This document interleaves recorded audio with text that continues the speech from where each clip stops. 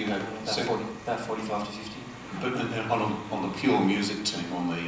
There's me and Nick Finlay, we're the two music directors, and then there's basically all the presenters have an input, and we've got a librarian producer who works with us to sort of do a lot of the admin type stuff, but it's a pretty lean team, so there's a lot of music for me and Nick to get through, but we utilise everyone that works at the station, and especially the home and host team of Steph and Dom at the moment, and all the individual presenters. They all have a feed. You know, all the specialist presenters, they all have a feed into what we do.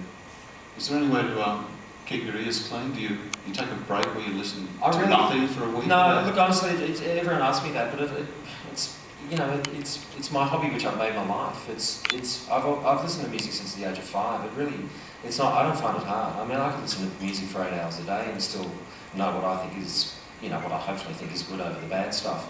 I don't sort of seem to suffer from that too much. One of the things we talked about briefly was the idea that with the net opening up radio broadcasts around the world, that Triple J could become some sort of voice of Australia, and Australian music in particular. Do you think that's realistic, or is it? Well, it's something which I've kind of got in the back of my mind that I'd like to progress and develop, and I'm talking to people about ways in which we can maybe get onto satellite radio in the States, but also just to be maybe a portal where people from overseas can, if they want an insight into the Australian music scene and what's on offer here, they can come to a place like Triple J where we've got a lot of great content there already, and because we play so much Australian music, it might be a great place for them to get an overview of what's exciting about Australian music and where they should start.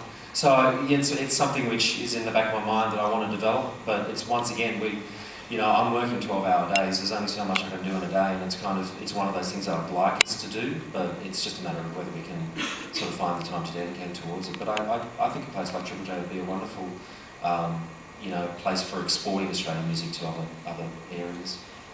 Well, there's 3 of you in the front line and 37 people in the back room. I mean, couldn't one of them put their mind to it?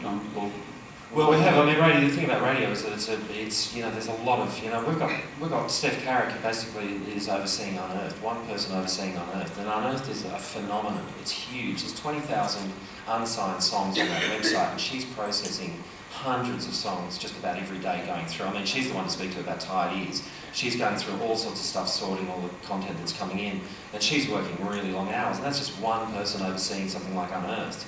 Then we've got all the multimedia stuff we do. I mean, we're a national station. We're broadcasting to a lot of people, and 40 people is not much, and that's all the managers, admin. You'd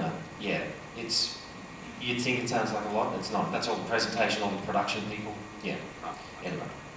Well, Unearthed has obviously been a very important thing for a lot of artists, and Silverchair. Do you still find the same level of quality of acts coming through that system that? Absolutely. Yeah. There's really exciting bands coming through, and there's lots of. I mean, as the landscape of Australian music has changed over the last 10 years, and there's less prominence of record companies, it's a fantastic vehicle, and the range of talent that's on there. I mean, we've come across bands like Art vs Science and Philadelphia Grand Jury, and just nationwide. There's just phenomenal talent that's out there that basically we've kind of sniffed around and heard of first through Unearthed. And it's a user-generated, vehicle for the audience to...